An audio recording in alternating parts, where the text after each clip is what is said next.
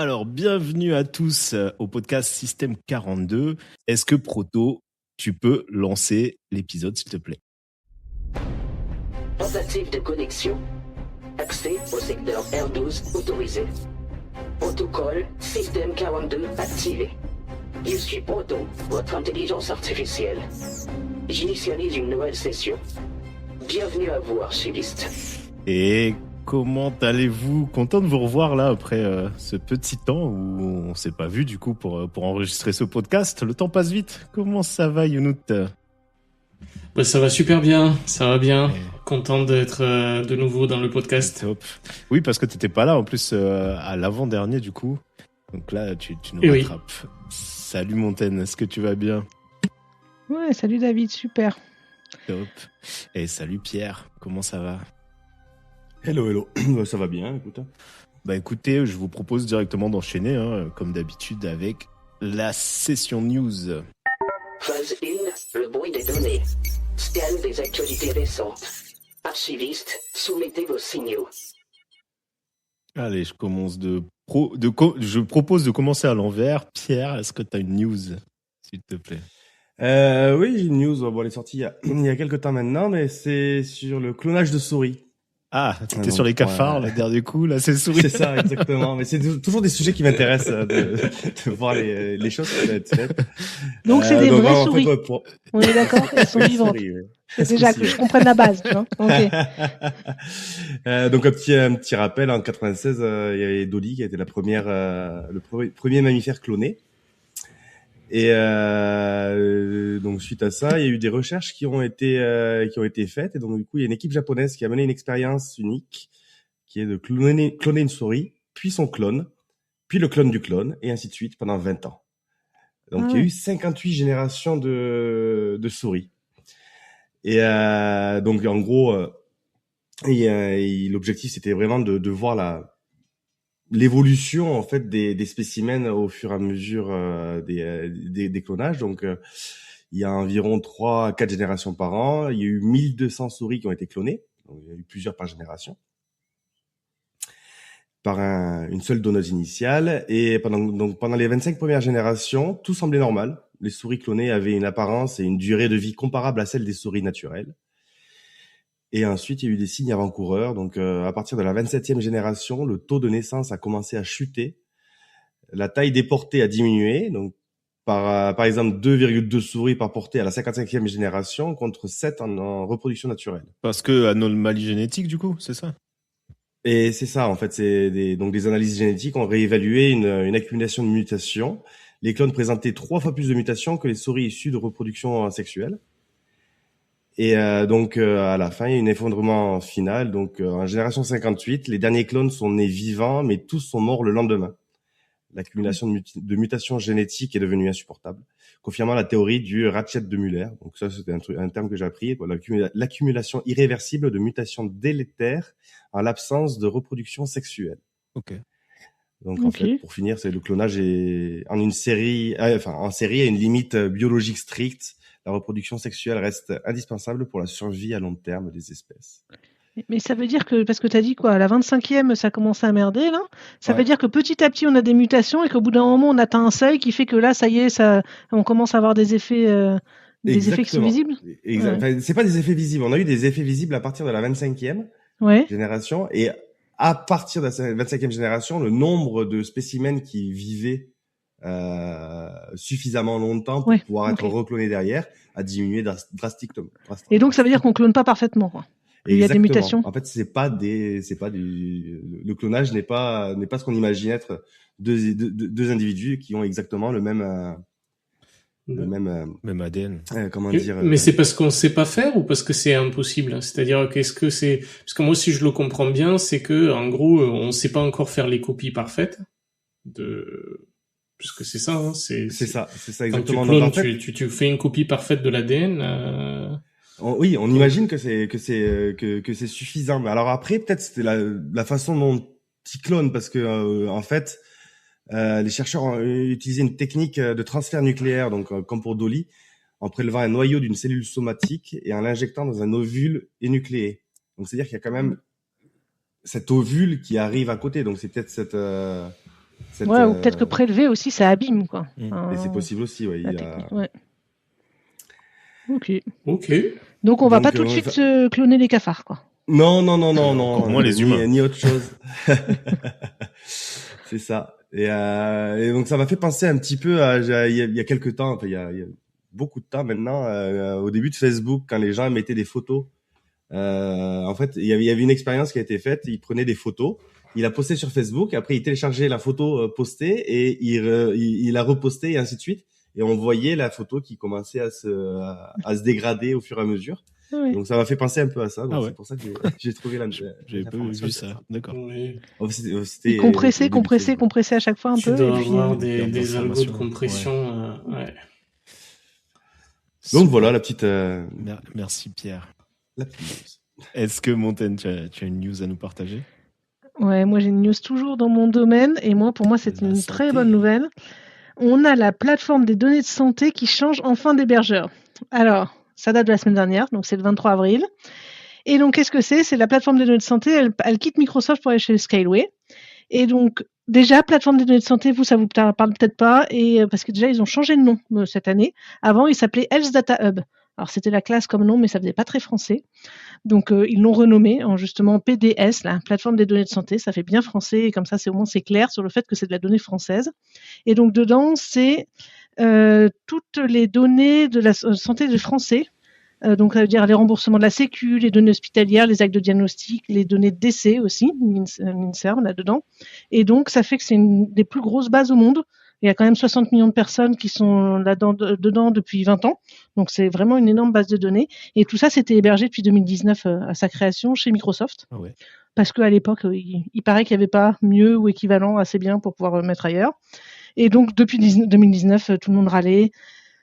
C'était remonté au Conseil d'État. Enfin, ça avait été posé comme question à l'Assemblée. Enfin, il y a eu plein de choses qui étaient faites. En 2020, le gouvernement avait promis une migration sous 18 mois. Et on y est. Tu vois, 2020, 2026, c'est ça les 18 mois.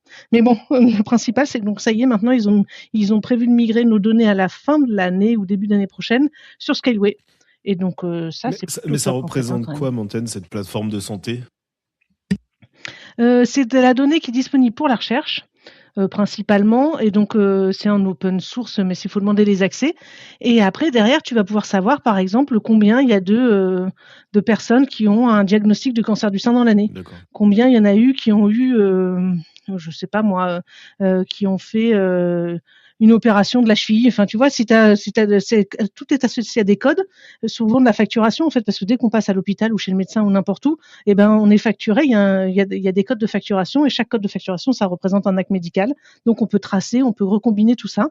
Et c'est de la donnée pseudonymisée en plus. Donc, dans cette base de données-là, il n'y a que des identifiants, mais on peut remonter à la source. Et donc voilà, et potentiellement, voilà, si on fait plein de recoupements sur cette donnée, donc si jamais la base est hackée ou quoi que ce soit, eh ben on peut essayer de retrouver qui a quoi.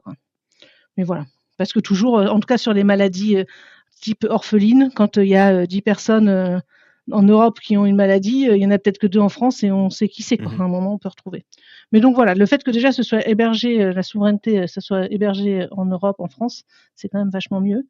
Parce que même si Microsoft est hébergé en Europe aussi, ses data centers étaient en Europe, il y a toute l'IA Act qui s'applique, etc., qui fait qu'à un moment ou un autre, ils avaient le droit d'aller demander à aller chercher certaines informations, style, je sais pas moi, il y a un Américain qui vient sur le sol européen et qui en fait est recherché, et donc il y a une enquête, on va dire, j'en sais rien, c'est FBI, je ne sais pas qui, quoi, et ils ont le droit d'aller demander des infos en disant il est allé chez quel praticien, comment ça s'est passé, ce genre de choses. D'accord. Et normalement, ils peuvent même demander à avoir accès à la donnée, même sans nous le demander, quoi. D'accord. Donc, Du coup, avec Skyway, en fait, je viens de voir, c'était fondé par Xavier Niel. Donc encore oui, une autre, c'est une filiale du groupe Iliad.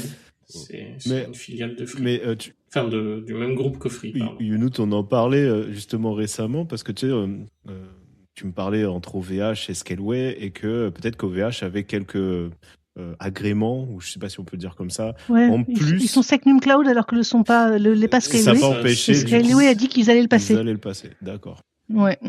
Ils sont en cours, en fait. Ça fait Scaleway a annoncé qu'ils sont en train de passer Secnum Cloud, cette certification supplémentaire, depuis quelques mois déjà. Bon, ils ont entamé le process vu le type de boîte et la taille de la boîte. Je pense qu'on peut leur faire confiance qu'ils Ouais, vont, puis là, je y suppose quand même que c'est arriver un et qu'ils gros vont le contrat faire. qu'ils sont en train de récupérer, ça va les aider complètement. aussi. Hein. Complètement. Top. Merci Merci. Mountain pour cette news. Est-ce que Younout, tu as une news à nous partager? Oui, moi j'ai une news à vous partager. C'est sur un papier de recherche qui s'appelle TurboQuant.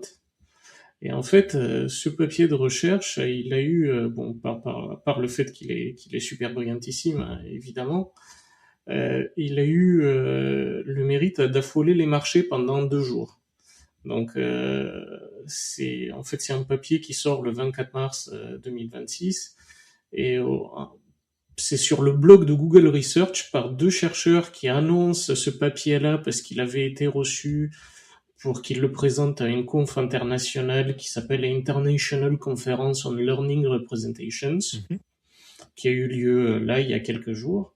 Donc au mois de mars, il publie un billet de blog qui parle de TurboQuant avec un titre qui dit Redefining AI Efficiency with Extreme Compression. Donc en gros, on va travailler sur l'efficience de l'IA avec de la compression, une compression extrême.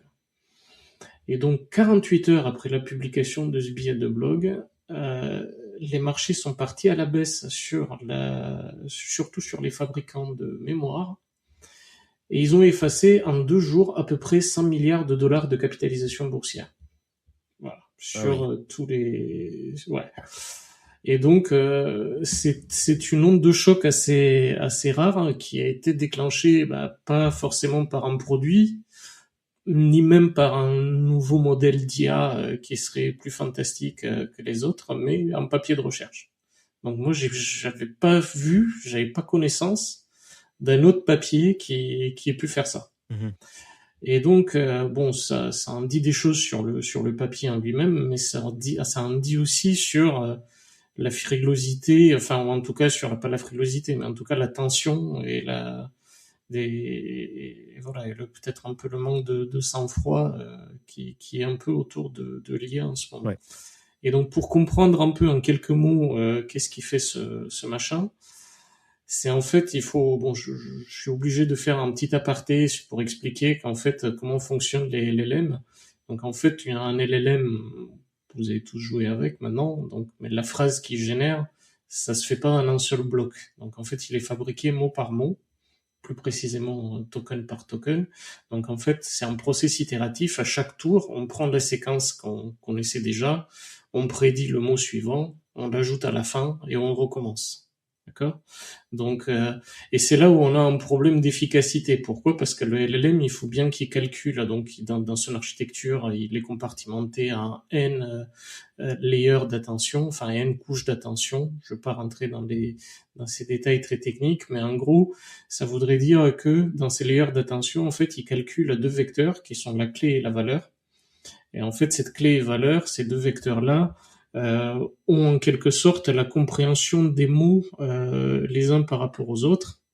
Et donc, si on fait rien, ça voudrait dire qu'à chaque itération, on serait obligé de recalculer le tout depuis le début, en fait. Donc c'est pour ça qu'en fait, ils ont mis en place un système qui s'appelle le KV cache, le Key Value Cache.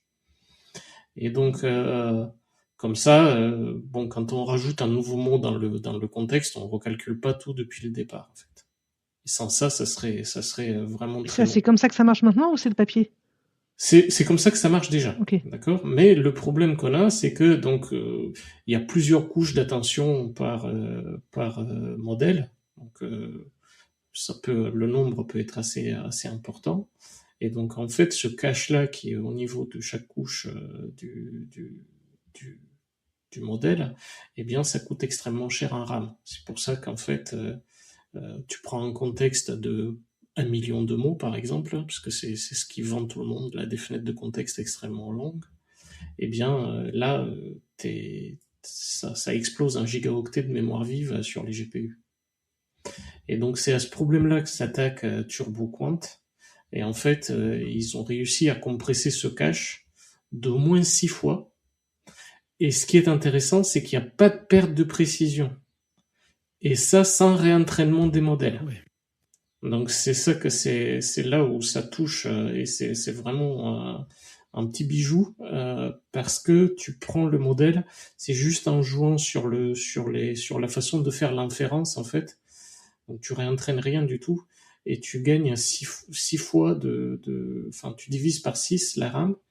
Et donc les tests qu'ils ont pu faire sur une Nvidia, sur un H100, ils ont aussi démontré qu'en fait il y avait une accélération de 8 fois de l'inférence.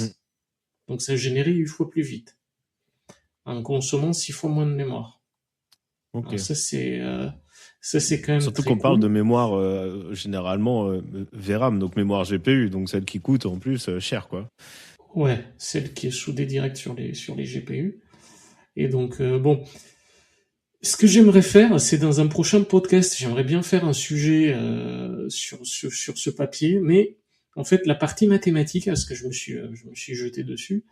Bon, la partie mathématique, elle est vraiment comment dire, ça pique. Donc pour l'instant, j'ai pas pigé grand chose. Donc il y a 2 fois ça pique, ouais, ça pique 2 fois, tout à fait. Parce que il y a un truc sur des transformations, enfin, il gère les vecteurs, non pas comme des vecteurs traditionnels, mais il fait une transformation en coordonnées polaires. Bon, ça, encore, j'arrive à m'en souvenir de 2-3 trucs et ça passe. Mais après, la deuxième partie, c'est sur une projection particulière qui s'appelle la projection de Johnson-Lindenstrauss. Et alors là, j'ai rien capté, mais vraiment rien. Donc là-dessus, dès que je creuse et si jamais je comprends, je vous fais un truc, je vous fais un sujet petits oignons. de plus longue haleine. Sur et à la le fin, sujet. tu nous fais un skill Claude, et puis moi, je fais juste que le charger, ok? Non, mais ça sera, enfin, ça c'est juste de la geekerie pure, hein, parce que ça sera déjà, les implémentations existent déjà. Hein, Tu c'est referas juste ton la façon propre de dire, Claude quoi. après ça, Montagne même. Et, Donc voilà. Est-ce que c'est quelque chose qui pourra remplacer le zip à un moment donné? Je pense pas. Enfin, oh, remarque, si, ça pourrait. Ça pourrait. Encore que, attends, non, pas du tout, parce qu'en fait, pas du tout, parce que Zip, attends, juste, tu m'as posé la question comme ça, si je réfléchis 2 minutes. Zip est un algorithme de compression sans perte. D'accord? Donc, ça veut dire que, à la fin, tu es capable de revenir exactement au bit près, à l'information de départ. Ouais.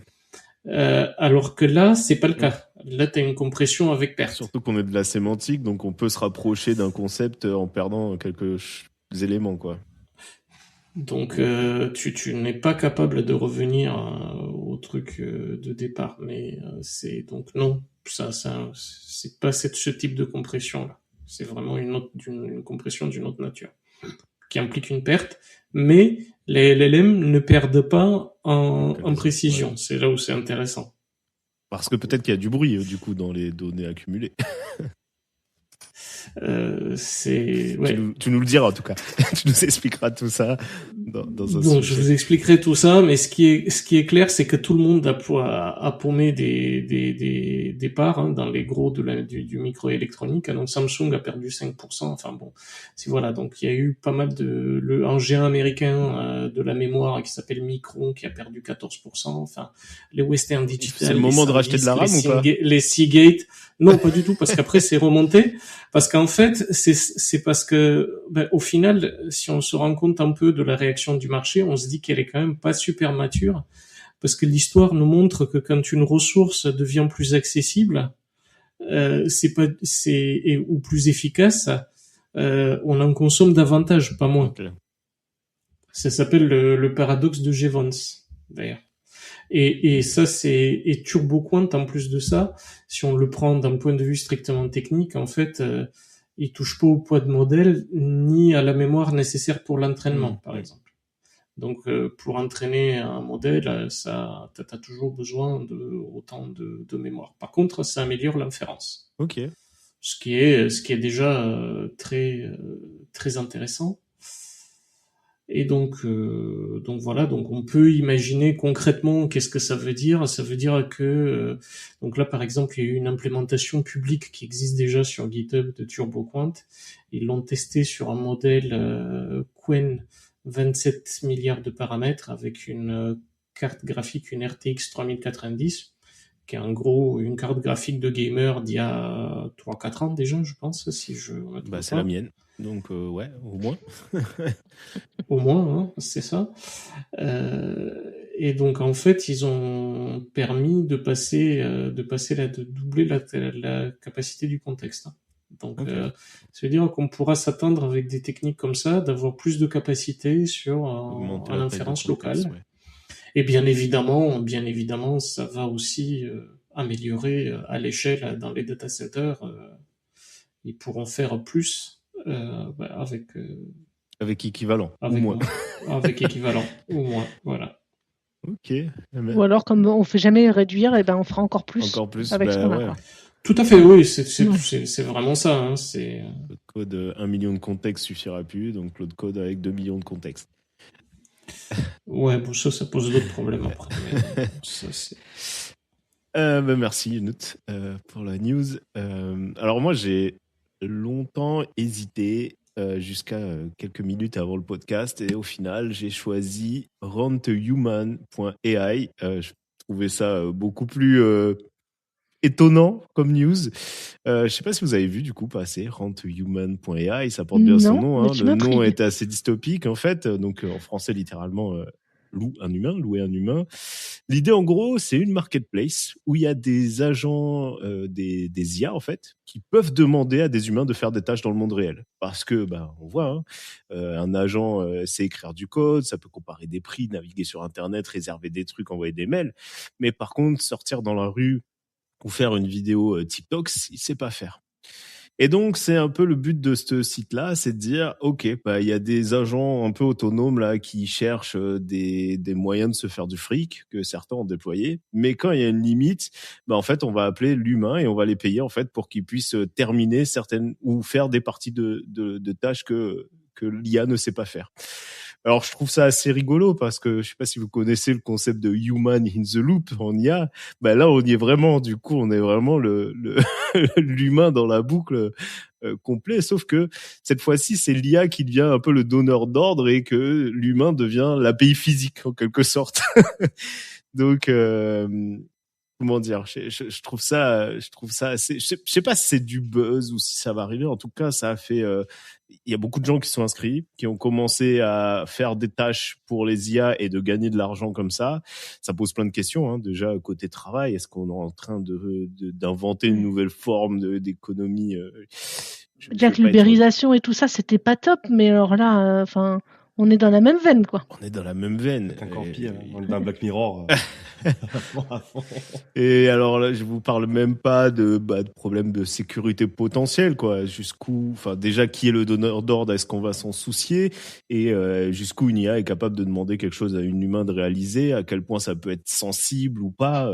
Je sais pas. On vous demande d'aller prendre une photo d'une maison dans la rue et vous savez pas qu'est-ce que vous êtes en train de faire et pour qui et pour quel objectif, quoi. Donc voilà, il y a plein de questions qui se posent. En tout cas, le site est en ligne et vous pouvez aller dessus. Hein. Je trouve que quand même ça met en avant un truc qui aujourd'hui bloque beaucoup en IA et que les world models, en tout cas théoriquement, essayent de résoudre. Il y aura encore la partie robotique qui complétera, mais c'est que c'est puissant dans le numérique, mais pour l'instant c'est faible dans le physique. Donc c'est là où ils ont essayé de détourner ça en demandant à un humain temporairement. C'est brillant à la fois et c'est un peu bizarre et inquiétant. Je me trouve dans un truc où je sais pas quoi en penser. Enfin si, je sais quoi en penser, mais je le dirai pas en public en tout cas.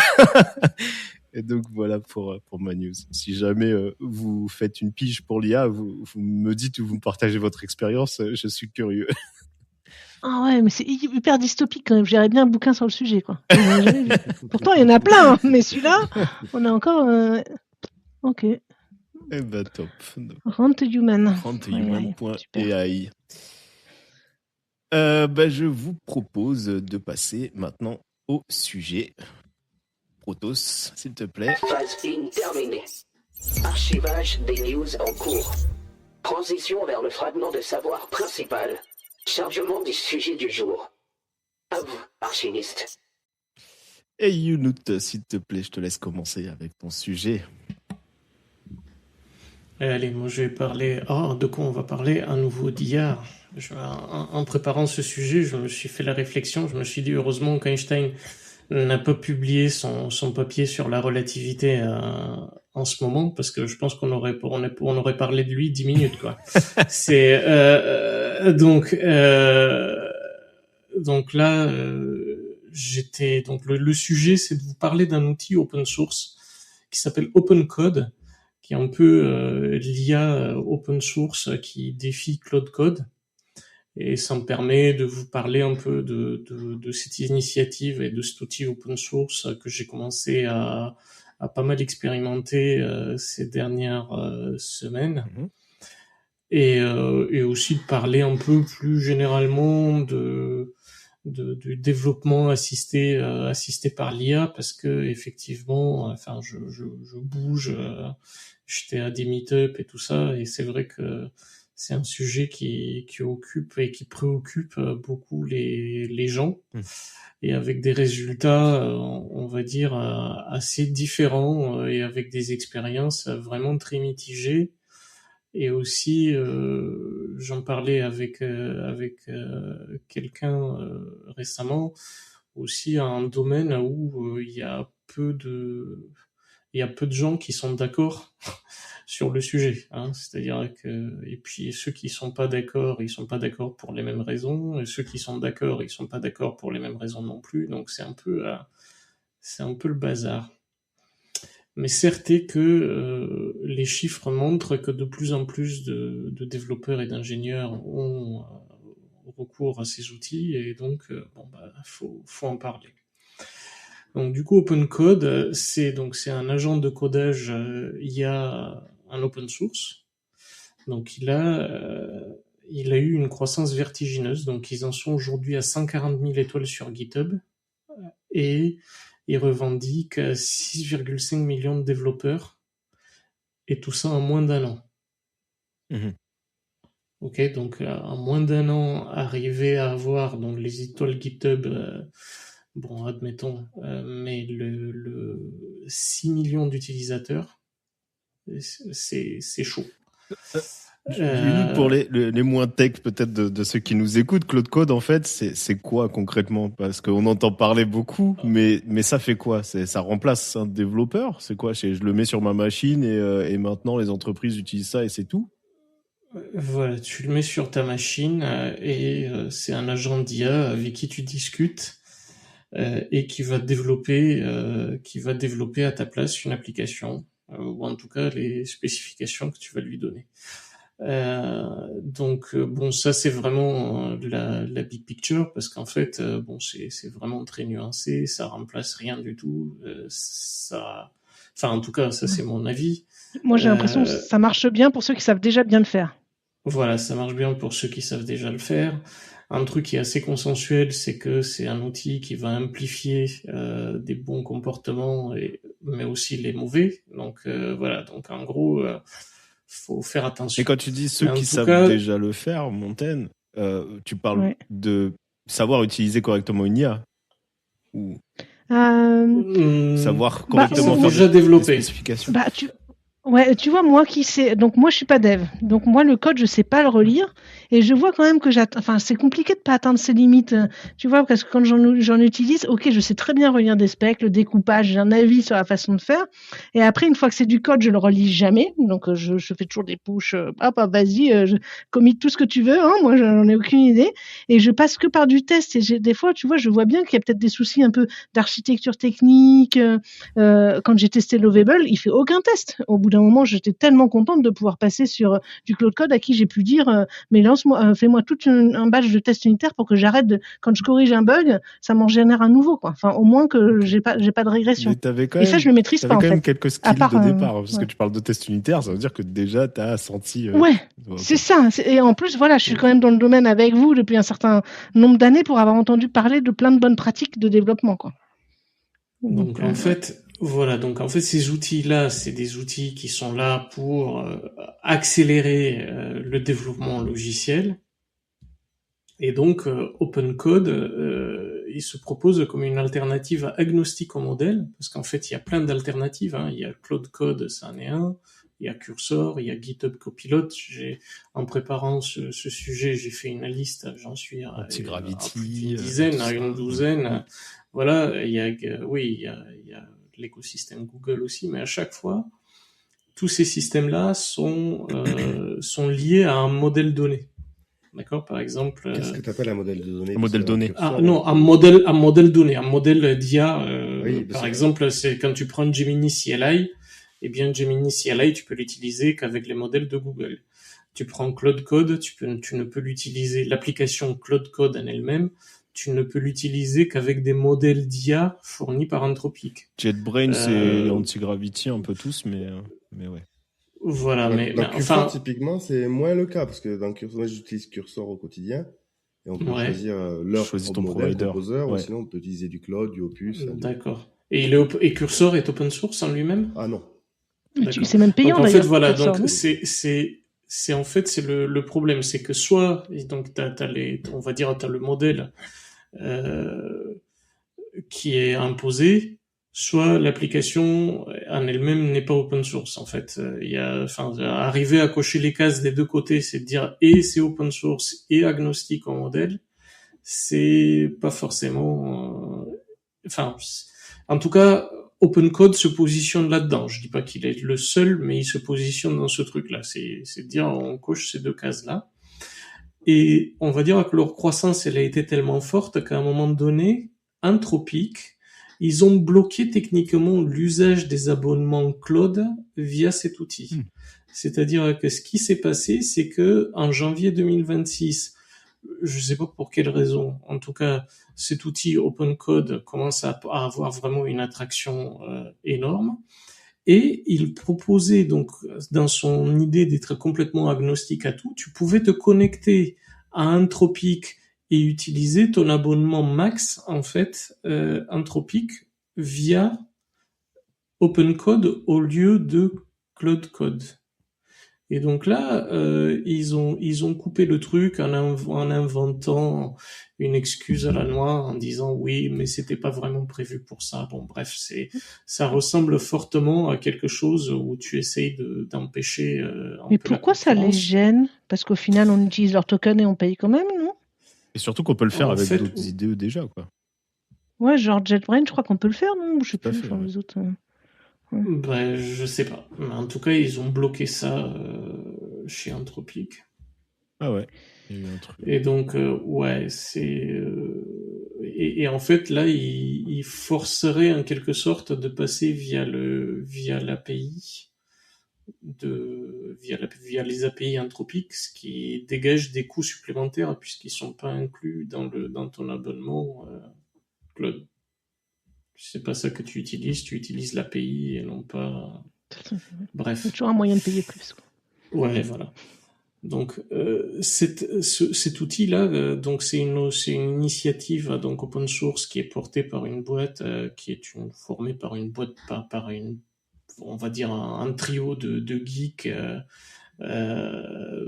qui sont pas à leur premier coup. Là, la boîte s'appelle Anomaly Innovations.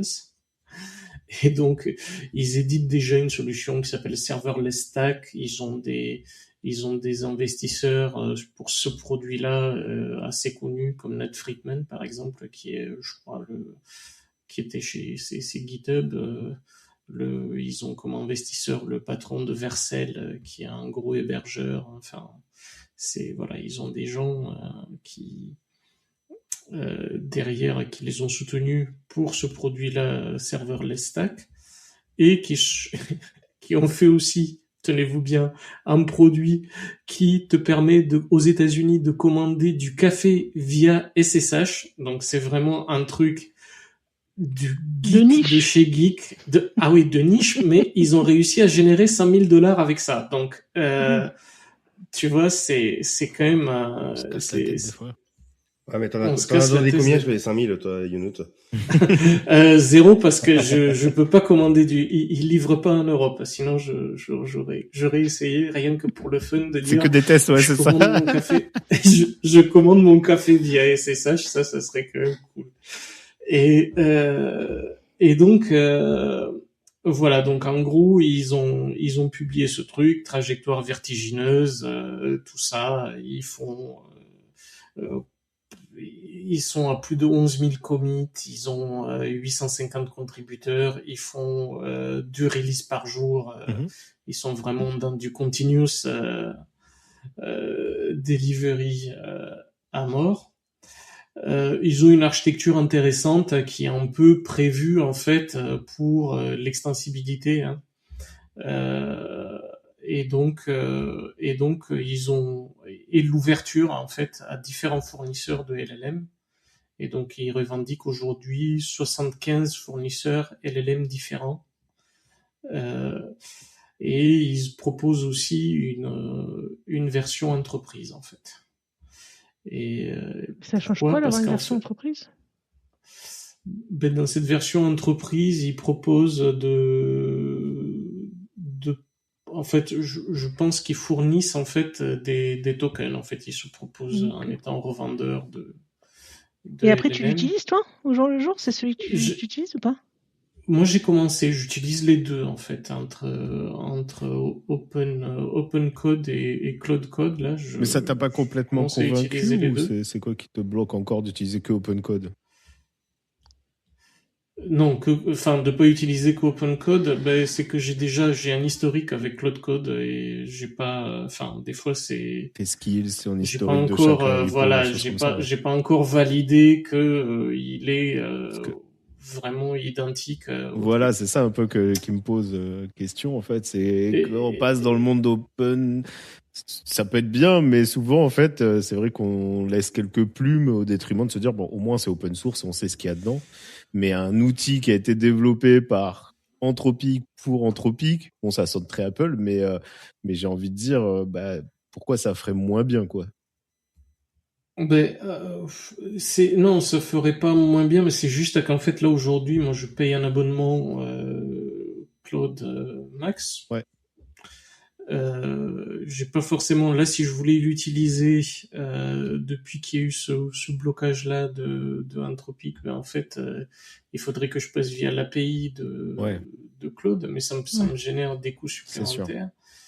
Et par contre, pourquoi moi c'est un truc sur lequel j'ai investi du temps pour le comprendre et vraiment l'utiliser aussi au quotidien, c'est parce que en fait je me dis que en entreprise, cette carte de la transparence, parce que je sais pas si vous avez vu, mais Cloud Code n'étant pas open source, on sait pas trop ce qui se passe derrière. Et quand je dis on sait pas trop, c'est parce que ça c'est à moitié vrai, parce que malgré eux, ils ont leaké le code source de Cloud Code. Et en fait, on a pu voir toutes les statistiques qu'ils accumulaient sur nous-mêmes, en fait, sur la façon d'utiliser, sur le niveau de langage humain, tu vois, le style de langage utilisé. Enfin, on commence à rentrer dans des cases, on voit bien qu'ils ramassent énormément de données sur nous, ce genre d'outils. Là, Open Code, c'est quelque chose qui est auditable, ça joue vraiment sur la transparence et la portabilité, en fait. Ok.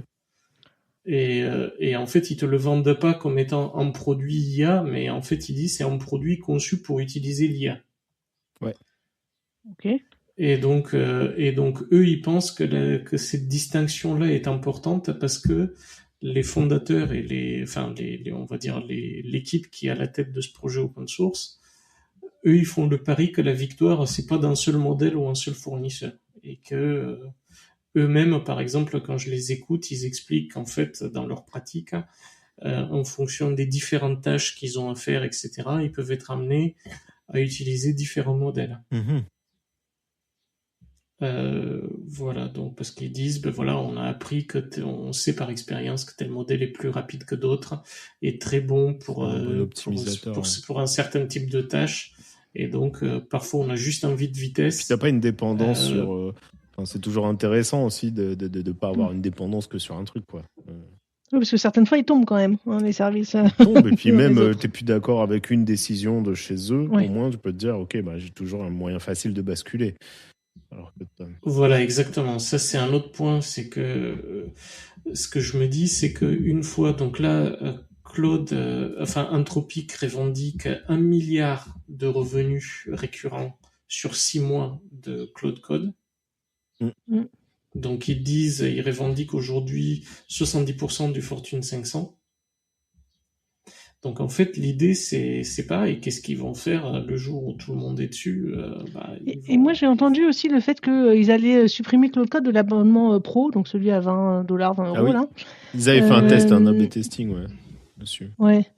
Mais ça, si genre ils le font réellement, est-ce que là, si on passe par Open Code, ah ben non, pour l'instant c'est bloqué. Mais dans le principe, n'importe quel que soit l'abonnement, en fait, on aurait le droit à nos tokens et puis on les utilise et c'est tout, quoi. Non, je sais pas. Bah après, comme dit Pardon, Younout, vas-y. est-ce que, du coup, tu pourrais pas utiliser ton abonnement comme ça, mais tu devrais utiliser l'API. Ouais. Et Là, c'est l'API. du Ouais. coup, tu S'il payes pas le bloque. pareil. Hein. Ouais. Ok. Tout à fait. Mais après, moi, je l'étudie aussi parce qu'on a eu à travailler par le passé dans des contextes où il y avait vraiment on va dire, une préoccupation liée à la propriété intellectuelle, à la confidentialité, etc., qui était très, très, très forte. Et donc, un truc comme Open Code permettrait à pouvoir exploiter des modèles qui sont hébergés localement. Ouais. Ouais, moi je pense à la maison là, tu vois, genre Christophe là. Donc dans le domaine métier dans lequel il peut pas utiliser tous ces LLM là disponibles sur le marché. Ça voudrait dire qu'il se monte son propre LLM chez lui et il plug Open Code dessus. Il est déjà pas mal, non? C'est ça? Tout à fait. Okay. Ouais, c'est ça. Après, avec les limites. Parce qu'en fait, il sait s'interfacer. Les limites des LLM locaux. Oui. Bien sûr. Oui, il faut déjà avoir une bonne infra pour pouvoir faire tourner un LLM local. Hein, mais... Et d'ailleurs, ça c'est une vraie question. Moi, je serais intéressée si un jour vous nous faites un sujet sur les LLM locaux que vous avez testés, les limites, ce qui marche bien, ce qui n'a pas marché chez vous et tout. Je trouve ça, c'est mon next step là, de me dire qu'il y a peut-être un certain nombre de trucs que je peux faire tourner directement sur mon PC, mais je me rends pas compte du tout de savoir si c'est possible ou pas. Ouais. Ça m'intéresse. Ben, on peut, mais le truc, c'est que c'est aujourd'hui ces modèles locaux où ils peuvent pas être compétitifs par rapport à ce qui se passe dans le cloud quant à la puissance de feu du cloud, quoi. Oui, mais justement, est-ce que vous en faites tourner, vous utilisez pourquoi? Tu vois, il y a peut-être des tâches simples, je sais pas, je me rends pas compte. Moi, dans du code, j'utilise quasiment pas de modèle local parce que j'ai pas une infra qui me permette d'aller vite sur. C'est clairement plus rapide et plus économique de passer par du cloud que par du local. Effectivement, pour les tâches que nous on fait dans notre quotidien pro, par contre, perso, Montaigne, je pense, toi t'es pas mal dans tout ce qui est automatisation. Pierre aussi, je pense aussi, mais dans son aspect domotique. Je pense qu'il y a des trucs qui doivent très bien fonctionner en local, même si la vitesse des tokens est plus lente, mais qu'on est en asynchrone, on a des réponses qui arrivent plusieurs minutes après, on s'en fiche.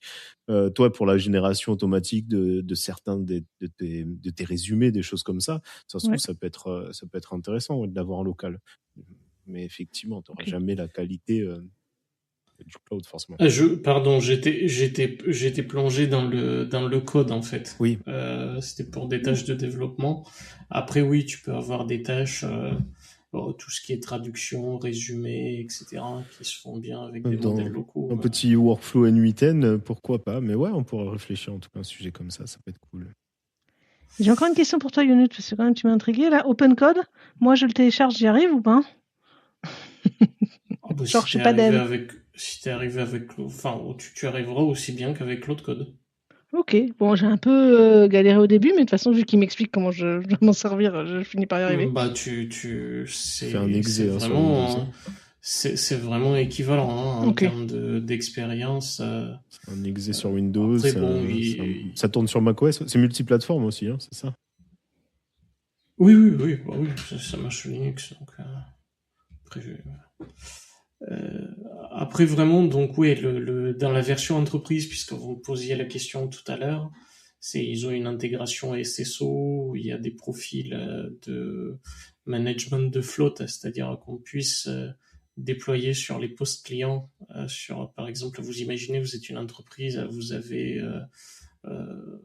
200 développeurs, vous voulez maîtriser ce qui est installé sur leur machine, ben voilà, les outils arrivent à directement configurer. Et aussi, ce que je trouvais intéressant, c'est que tu peux restreindre les modèles auxquels les gens ont accès. Ouais. Ok. Donc vraiment, d'un point de vue une stack locale dans une entreprise qui a ces contraintes-là de confidentialité et qui peut pas se permettre d'envoyer quoi que ce soit à l'extérieur, ça peut être intéressant parce qu'en fait, tu as ton infra d'un côté, tu déploies, tu envoies open code à tous tes développeurs, et puis ensuite tu peux contraindre l'outil de n'utiliser que l'IA qui est déployée sur ton infra local. Voilà. Et donc, ce que j'aime bien aussi dans le truc, c'est que les développeurs de cette solution-là, ils sont aussi critiques en disant que, ben voilà, parfois, on peut avoir la sensation de productivité qui n'est pas vraiment la même chose avec la productivité réelle. Et ils disent, bon, ben la meilleure des choses, c'est d'être honnête avec lui-même, avec soi-même, et de pas non plus trop se monter le chou avec les benchmarks académiques sur les outils de code, parce qu'ils disent, voilà, ça teste des puzzles qui sont certes un peu bizarres, mais quand même très loin de la réalité et du vrai travail qu'on a à faire au quotidien. Et en plus de ça, eux, ils ont un regard vraiment très critique avec les benchmarks, puisqu'en fait, ils disent qu'à la fin, les entreprises optimisent vraiment pour ces benchmarks-là, et ça veut rien, à la fin, les classements veulent plus rien dire. Oui. Et c'est un peu la remarque qu'on s'était déjà fait avec David il y a quelques temps. Donc voilà, bon, après, il n'est pas exempt de défauts, hein. Ça utilise quand même encore un peu trop de RAM, ça prend 1 giga de RAM, là, comme ça, d'entrée de jeu. Voilà, il y a des gens qui se plaignent de quelques bugs. Moi, j'ai pas vu encore. Peut-être que c'est des choses qui ont été corrigées et tout simplement des trucs sur lesquels je suis pas tombé. Voilà, et donc en fait tout ça pour dire que tout ce marché-là, il est un peu un marché qui oscille en fait entre euphorie et désillusion là en permanence. Et donc juste pour dire que Stack Overflow, ils expliquent qu'ils ont fait un sondage en 2025 sur les développeurs. Ils disent 84% des développeurs utilisent ou prévoient d'utiliser les outils d'IA. 46% par contre se méfient de leur précision. Ils étaient 31% en 2024. Donc il y a que 3% des développeurs qui ont répondu, qui disent qu'ils ont une grande confiance dans les outils. Et donc la frustration numéro 1 qui sort de ces outils-là, c'est que donc ça c'est 66% des répondants. C'est sur les outils ou sur les modèles? Oh, tu prends l'ensemble. Hein. Ok. On va dire, on va faire un tout. Ouais. Donc le package, je te fais ton code à ta place, quoi. Voilà, le package, je code à ta place. Donc la frustration numéro 1, c'est des solutions, c'est 66% des répondants qui disent que les solutions sont presque correctes, mais pas tout à fait. Voilà. Et 45% estiment que débugger du code créé comme ça prend plus de temps que d'écrire le code soi-même. Et c'est-à-dire autrement dit, s'il y a un bug, dans ces trucs-là, voilà, il vaut mieux tout arrêter et recoder soi-même. Alors là, c'est assez marrant parce que moi, c'est pas du tout mon expérience. Et donc c'est là où je rejoins ce que je disais au départ, où on disait, en fait, tout dépend comment on s'en sert, qu'est-ce qu'on en fait et tout ça. Il y a eu une autre étude intéressante en 2025 où on a pris des développeurs. Bon, là, par contre, l'échantillon, il est bas, mais ça reste quand même. Et ils ont pris 16 développeurs. Bon, ils ont pris 16 développeurs open source expérimentés. Et donc, on leur a demandé d'utiliser les outils et d'évaluer les gains de productivité. Et donc là, ils pensaient avoir gagné 20%. Mhm. Mais en faisant l'analyse objective, l'analyse objective qui a été faite après derrière a démontré en réalité un ralentissement de 19%. Oui. Un ralentissement de... Vas-y, Ah, j'ai c'est pas étonnant. entendu, pardon. De 19, c'est-à-dire que les mecs l'utilisent, ils pensent avoir gagné 20% du temps. Ouais. Et quand tu analyses objectivement le truc, en réalité, c'est un ralentissement de 19. T'es en train de me dire que là, ma release note, je ferais mieux d'écrire à la main, quoi. Ça dépend des cas. Donc, c'est là où moi, j'ai pas du tout c'est pareil. Je fais l'analyse des trucs. Enfin, j'ai ni le ressenti, ni l'analyse. Donc, tout dépend du contexte. J'ai l'impression. Ouais. Et Moi qui après, bosse on beaucoup est en sur train de- l'automatisation quand même avec l'IA, c'est si je le réutilise, quoi. Clairement, si je fais du one shot et que je passe une journée entière à configurer mon bordel, oui, c'est pas rentable. Mais à partir du moment où je l'utilise 4-5 fois, ça devient mieux. Mais bon. Après, je pense qu'on fait Ouais, aussi voilà, l'amalgame donc, entre le bon, vibe c'est- coding et l'utilisation de l'IA à côté. En tout cas, je pense que le fait de dire, je pense que c'est en tout cas l'outil open code et puis surtout la philosophie qu'il y a derrière, puisqu'il n'est pas le seul dans cette philosophie-là, c'est le fait de dire, les modèles d'IA, de toute façon, ça va devenir une commodité, c'est un truc un peu comme ton abonnement d'Internet ou d'électricité ou de téléphone. Et le fait de pouvoir utiliser plusieurs modèles en même temps, pouvoir aussi investir sur, on va dire, sur des configurations qui sont récupérables et réutilisables, je pense que c'est une bonne chose. Donc, moi, en tout cas, je le regarde pour ces deux raisons-là, la raison de la souveraineté et de dire, voilà, je l'utiliserai bien sur une stack locale dans des situations de confidentialité forte. Donc voilà. Et en tout cas, c'est bien d'avoir un plan B crédible, en fait, de toute façon. Pas se dire, tiens, c'est que Claude Code de Anthropic et Codex de OpenAI ou Gemini, CLI qui sont devant. Et un autre truc, un usage un peu perso, et là ça dépend des préférences des gens, c'est que moi j'aime bien cette philosophie de dire j'ai un outil à côté et j'ai pas quelque chose qui est intrusif dans l'IDE. Et là c'est qu'une question de préférence personnelle. Hein. Ouais. J'aime bien avoir mon IDE comme avant, voilà, parce que je suis suffisamment vieux pour avoir connu le développement sans IA. Et les sous-VI. Et voilà. Ouais, après, ouais. Et moi, je me rends pas compte de ce que ça veut dire en fait. Ça veut dire que tu peux afficher tous tes fichiers de code, etc. dans l'IDE et que tu as le truc à Voilà. côté qui les modifie, c'est ça? Exactement. C'est-à-dire que l'interaction avec l'IA se fait dans un outil externe à l'IDE. Alors que tu pourrais tout à fait me dire je fais tout dans l'IDE. Mais Oui. j'ai un meilleur feeling avec un outil externe. Non, mais en tout cas, moi, surtout que je ne fais pas que du code avec Claude, en fait. Du coup, je peux faire autre chose, lui demander de rédiger, je sais pas, des fichiers texte ou une présentation. Je suis pas obligé d'être dans du code, donc ça fait sens aussi que ça soit externe. Mais toi, Montaigne, tu l'utilises via le desktop. Du coup, c'est une application client lourde. Tu rigoles ou quoi? Moi, j'ai Visual Studio. C'est vrai? Et c'est dedans, hein. Mais oui. Ah ouais, Visual Studio Code. Mais d'accord. oui. Je pensais parce que Claude Desktop a Claude Code dedans. Et je me demande s'ils vont pas intégrer Claude Design à un moment donné. Quoi. Non, quand j'y suis passée directement intégré. Par contre, j'ai pas trouvé encore. Je sais pas comment on prononce déjà. CLI, CLI, CLI, tout ça là. Ça, je sais pas. Ça, j'ai pas fait encore. C'est au next step.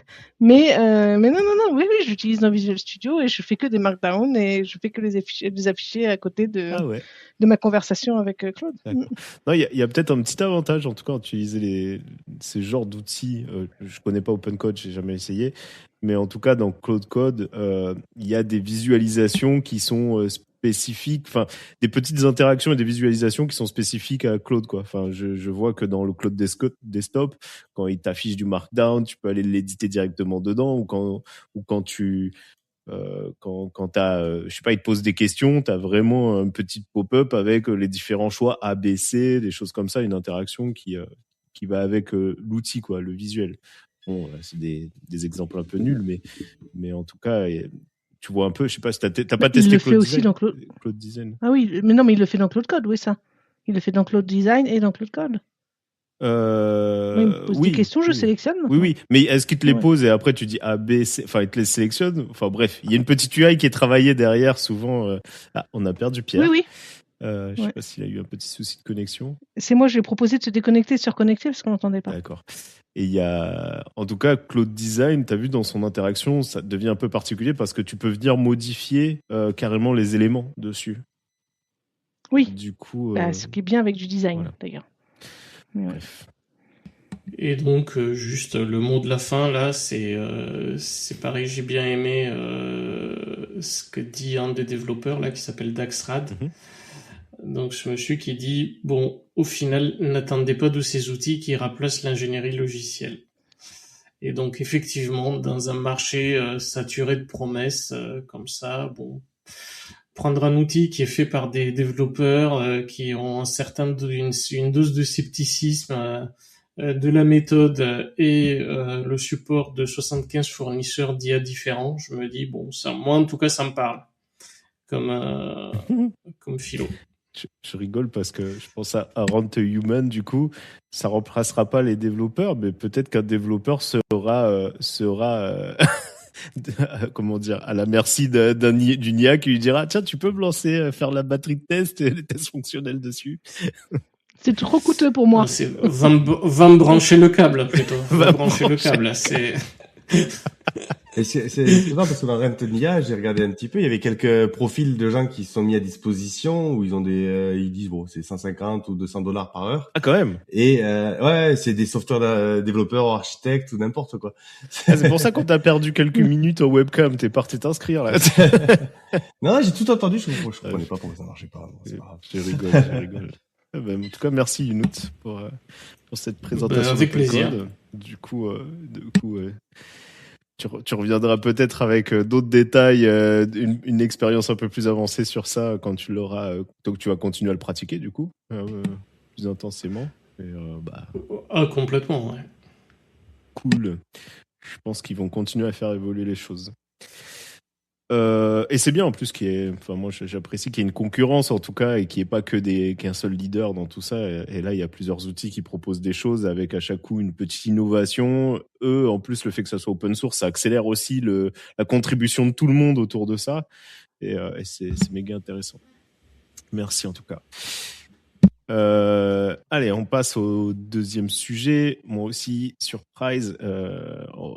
Normalement, sur ce podcast, on parle un peu de tech général, mais le sujet IA revient souvent. C'est un peu à la mode. Et puis, c'est aussi notre boulot à Younout et moi. On fait pas mal de ça. Montaigne qui s'intéresse pas mal dessus, qui publie pas mal de choses sur LinkedIn là-dessus aussi. Et Pierre, je sais pas. Du coup, toi, t'es à fond là un peu avec ces outils, open code. Ouais, ben là, en fait, même dans du notre boîte, cursor. ouais, j'utilise. En fait, ils ont monté une petite équipe pour faire des projets pilotes en vibe coding, du coup avec Cursor. Je fais partie de cette équipe. C'est intéressant. C'est à voir après à terme les avantages et les inconvénients. Mes premiers ressentis, c'est que quand tu veux faire un projet rapidement, c'est super pratique. Si tu commences à avoir un projet un peu compliqué, un peu complet, de suite, ça devient plus compliqué, évidemment. Et moi, le truc que j'aime le moins, finalement, c'est la revue de code. C'est extrêmement long à faire, quoi. Tu fais plus que ça, presque, d'ailleurs.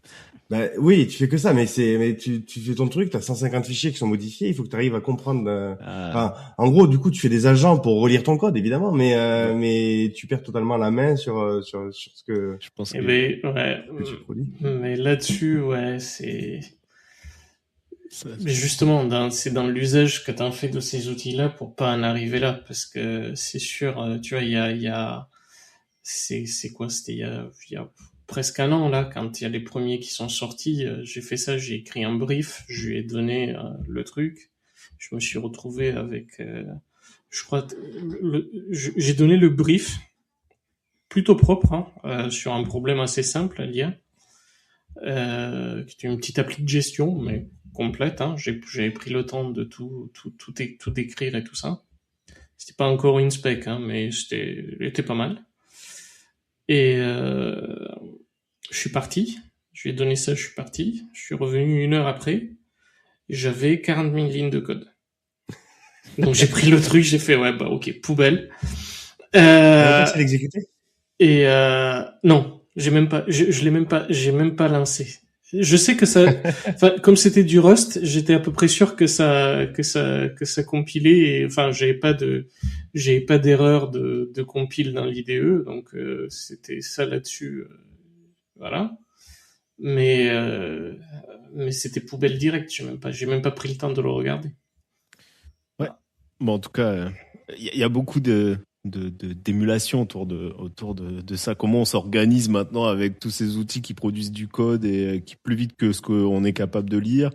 Est-ce qu'on va voir des manifestes tomber à un moment donné sur des bonnes pratiques, des agiles de l'IA, je sais pas, mais c'est vrai que j'ai l'impression que chaque équipe, chaque personne, chaque développeur a sa façon de faire. Et ah ouais, moi c'est mieux que c'est comme ça que je fais, ça fonctionne bien. Tu vas voir un autre développeur et dit mais moi je fais comme ça et ça fonctionne bien.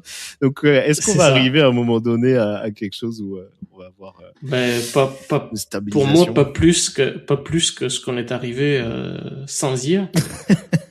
Enfin, je veux dire, tu te demandes entre ceux qui sont TDD, pas TDD, test first, test machin, test, tu vois, c'est toute architecture hexagonale ou pas. Déjà, même une architecture, même sur l'architecture hexagonale qui est extrêmement simple, tu trouves toujours 15 000 façons que certains de les présenter, de l'implémenter. Enfin, je vois pas pourquoi on y arriverait plus comme ça. Bon, allez, on va attaquer notre deuxième sujet. Allez, moi, je vais vous parler un peu de robotique. Mais je vais d'abord poser une scène. Je vais commencer par une scène. Donc, 2025, on est à Las Vegas. Il y a un type qui loue une voiture, qui met un explosif dedans. Ouais, c'est vite joyeux. Et avant de passer à l'acte, il consulte une IA générative type ChatGPT, Claude et tout ça, Gemini, j'en passe, pour optimiser son plan. Il demande quelques éléments, alors sans citer directement qu'il va faire un attentat, parce que ce serait bloqué par les IA, mais par contre, il demande quelques conseils sur, quel public, le public, il va sortir par où, c'est où les zones d'influence et tout ça. L'IA répond, il se sert de ça, et voilà, un premier attentat qui a eu lieu devant le Trump Hotel. Récemment, j'ai pas réussi à retomber sur la news, je l'ai vu passer, j'ai oublié de l'enregistrer comme un couillon.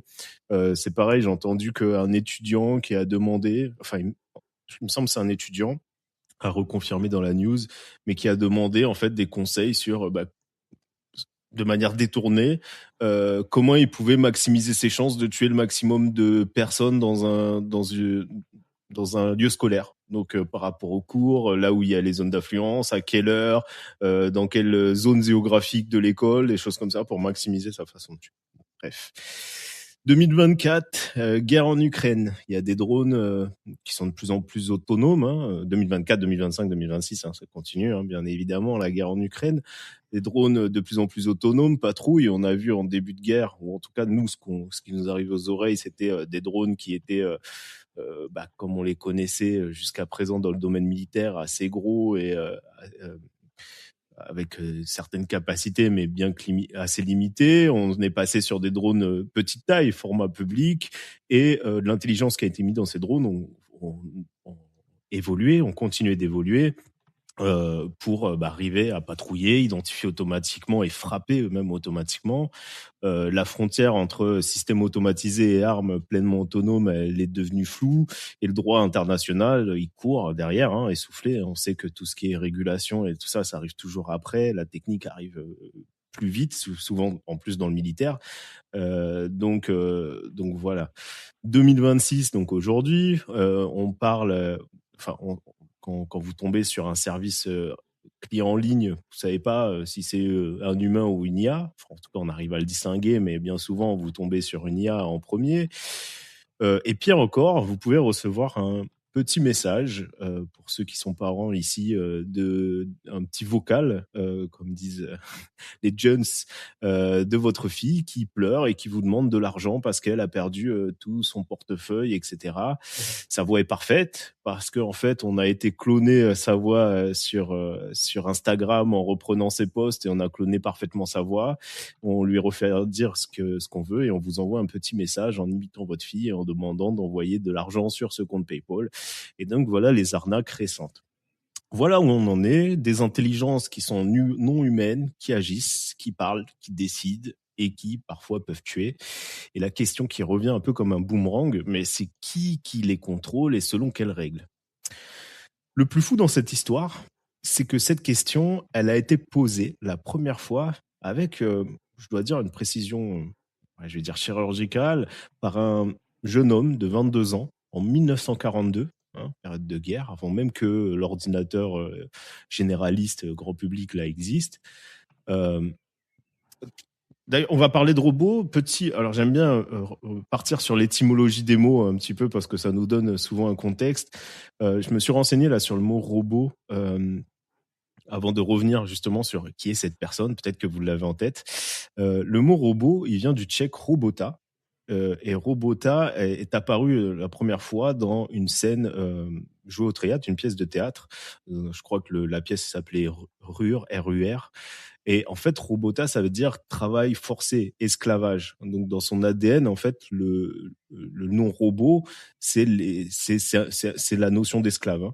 Ça a peut-être évolué depuis, mais c'est ça. Et dans cette scène-là, d'ailleurs, dans cette pièce de théâtre, c'est le robot qui se retourne contre son maître. Et ça, c'est un peu le décor de toute notre histoire. Alors, je reviens à notre jeune homme de 22 ans, donc mars 1942. J'espère que je vais bien le prononcer, Astounding Science Fiction. Donc, c'est un magazine pulp américain. Donc, à ce moment-là, 1942, le pays il est en guerre. Pearl Harbor, c'était il y a quelques mois. Et au milieu de nouvelles qui coûtent pas très cher, parce que c'est le principe des pulps, entre les martiens et les histoires de fusées, il y a une nouvelle qui s'appelle Runaround, qui est écrite par un jeune chimiste juif d'origine russe, qui sera à ce moment-là futur professeur de biochimie à Boston University, et il s'appelle, est-ce que vous avez son nom? Isaac Asimov. Ah oui, évidemment, ok. Isaac Asimov. Et dans cette nouvelle qu'il a écrit Runaround, là, il introduit, en passant presque comme un détail technique quand il l'écrit, parce que lui, il se rend pas compte à l'époque, je vais situer vous l'époque, 1942, 3 règles qu'il appelle les 3 lois de la robotique. Donc, les 3 règles, c'est 1, un robot ne peut pas nuire à un être humain, ni par son inaction, permettre qu'un humain soit exposé au danger.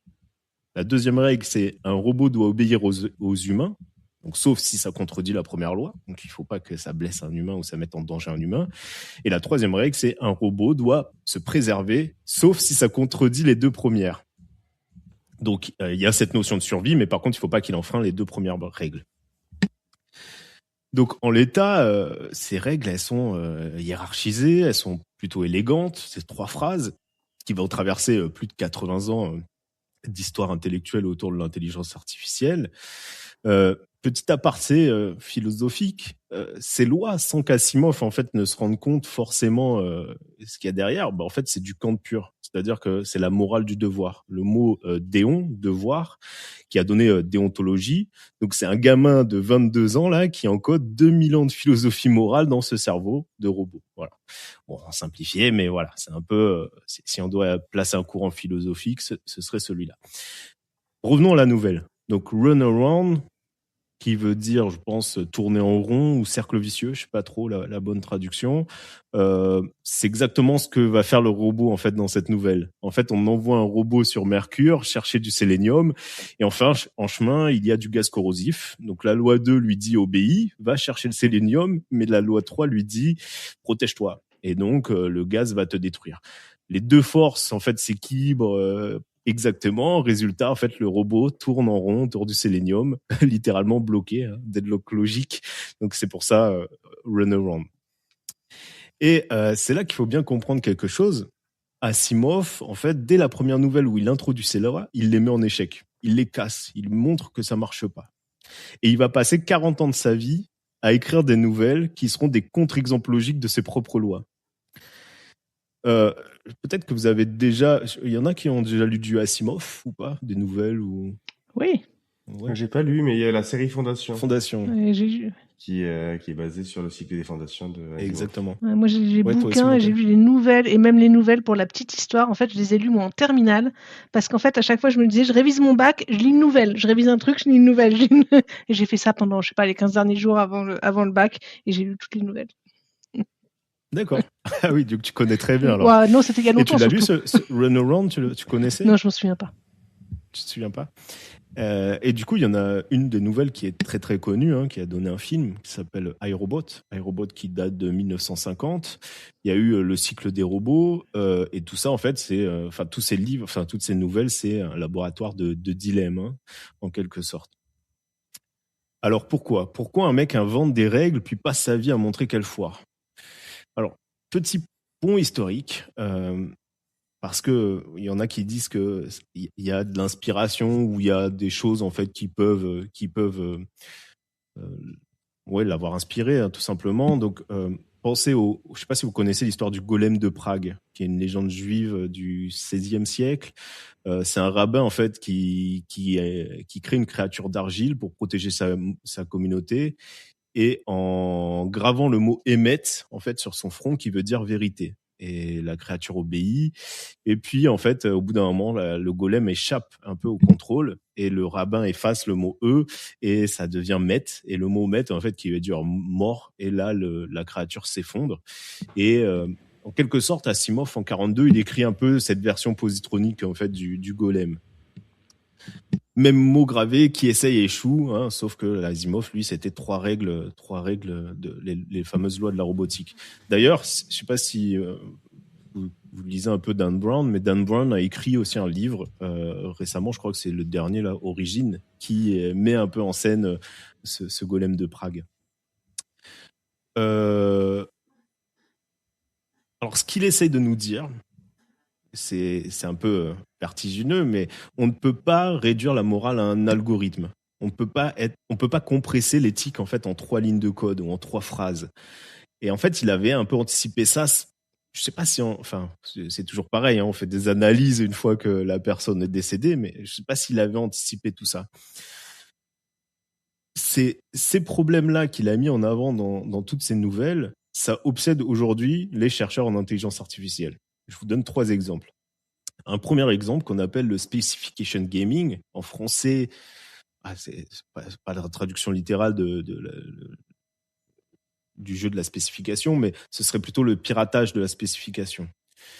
C'est quand en fait une intelligence artificielle respecte à la lettre une règle, mais sans en respecter vraiment l'esprit qu'il y a derrière. Donc le terme, il va se populariser dans les années 2010, notamment grâce aux travaux de Victoria Krakovna de chez DeepMind. Et l'exemple célèbre, c'est une intelligence artificielle qui a été entraînée à jouer un jeu de course, qui trouve un bug dans le jeu de course, et en fait, ça lui permet de tourner en rond pour accumuler des points sans jamais finir la course. Elle n'a pas triché, en fait. Elle a juste optimisé selon la règle qu'on lui avait donnée. Et Runaround, c'est un peu ça. C'est pour ça qu'il tourne en rond 70 ans avant que la communauté IA mette un peu un nom sur le phénomène. Il y a eu d'autres exemples. Je ne sais pas si on a déjà parlé de ça. Le robot qui essaye d'optimiser, d'aller d'un point A à un point B. Et naturellement, on a envie de se dire qu'il va se mettre debout et qu'il va se déplacer en courant. En fait, l'optimisation que le robot a trouvé, c'était de se déplacer au sol et d'aller du point A au point B en se mouvant au sol directement, sans se lever. Il n'y avait aucun intérêt à se lever. Donc, il a respecté les règles d'aller d'un point A à un point B, mais par contre, il n'y avait pas l'esprit derrière d'essayer d'apprendre à marcher. Il y a un deuxième exemple, c'est le Value Alignment Problem, le problème de l'alignement des valeurs. Comment faire pour que les valeurs d'une IA correspondent vraiment aux valeurs humaines? C'est un peu l'obsession de Stuart Russell à Berkeley, de Nick Bostrom à Oxford ou de Geoffrey Hinton, qui est peut-être par un l'IA qui était à Google, là, qui l'a quitté en 2023, je crois, et qui aujourd'hui passe son temps à alerter un peu sur les dangers de l'IA. Asimov, dans sa nouvelle The Inevitable Conflict de 1950, il y a des superordinateurs qui gouvernent l'économie mondiale et qui interprètent la première loi un peu trop largement et commencent à manipuler subtilement l'humanité, mais pour son bien. Et c'est un peu le scénario du film iRobot au final avec Will Smith. C'est le cauchemar des chercheurs en alignement aujourd'hui. C'est un peu l'histoire du X aussi, non? C'est ce que fait Musk là, en disant je vais sauver le monde avec en créant l'agora du monde sur X.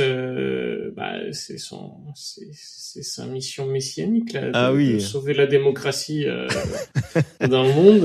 Et donc, mais bon, enfin, il sauve la démocratie dès lors qu'il penche du côté qu'il veut. Et donc du coup, c'est un peu ça revient un peu à ça, quoi. Ouais, c'est vrai. Et du coup, un troisième exemple, en fait, Asimov, plus tard, je ne sais pas si vous saviez, mais il a rajouté une quatrième règle dans les lois de la robotique, une quatrième règle, qu'il appelle la loi 0. Bon, c'est pas la quatrième, c'est la loi 0. Dans Robots et Empire, il va appeler cette règle, qu'est-ce qu'elle dit cette règle? C'est qu'un robot ne peut pas nuire à l'humanité, ni par son inaction, permettre que l'humanité soit exposée au danger. Et en fait, d'un point de vue philosophique, ceux qui l'analysent disent il y a un basculement à ce moment-là avec cette quatrième règle, parce qu'on était jusqu'à présent à la morale du devoir de Kant, et là on est passé à la morale de l'utilité collective. Donc on est passé du kantisme en fait en quelque sorte au conséquentialisme de Bentham et Mill. Donc en gros, tu ne tueras point, tu peux tuer un si ça sauve 1000 par contre. Donc on est passé de tu ne tueras point à tu peux tuer quelqu'un si par contre ça en sauve 1000. Okay. Je connaissais pas les concepts philosophiques, mais en tout cas c'est intéressant de voir l'évolution et de voir que tout ça vient d'un bouquin de science-fiction quand même. Ça c'est top. Oui, ouais. parce que ces trois règles, elles étaient très axées sur au final une personne qu'une entité, et du coup là il s'est dit ouais mais en fait il faut regarder d'un point de vue global, est-ce que l'action d'une IA elle peut avoir une conséquence sur la totalité de l'être humain, et donc ça va changer un peu la chose. Si tu dois tuer telle personne ou telle personne, laquelle choisis? Ouais, mais c'est des vrais débats, hein, notamment. Je vais y revenir, mais sur les voitures autonomes. Alors, entre la femme enceinte et l'enfant, je choisis qui? Ouais, ça, il y a une réponse élégante à ça. Oui. Il y a des chercheurs qui ont travaillé sur ça. Alors, on va voir si on a la même du coup. Et une des solutions qui était poussée, mais ça fait déjà des années, c'était de faire un random. En fait. Ouais, tout à fait. Moi aussi, j'ai ça. Trop la classe. Tu parles d'une solution élégante, mais enfin bon, si je veux bien croire d'un point de vue. De toute façon, tu dois. De toute façon, choisir entre une femme enceinte et une jeune fille. Et si tu prends un robot, il va être utilitariste, donc il va prendre celui qui a le plus de chances de survie. Donc peut-être pas la petite fille. Et peut-être pas la mère, remarque. Je sais pas.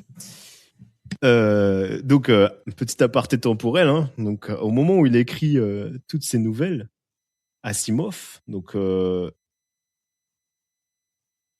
il n'y avait pas encore l'ENIAC. L'ENIAC, c'est le premier ordinateur généraliste qui est présenté officiellement en 1946, si je dis pas de bêtises en regardant un peu Wikipédia.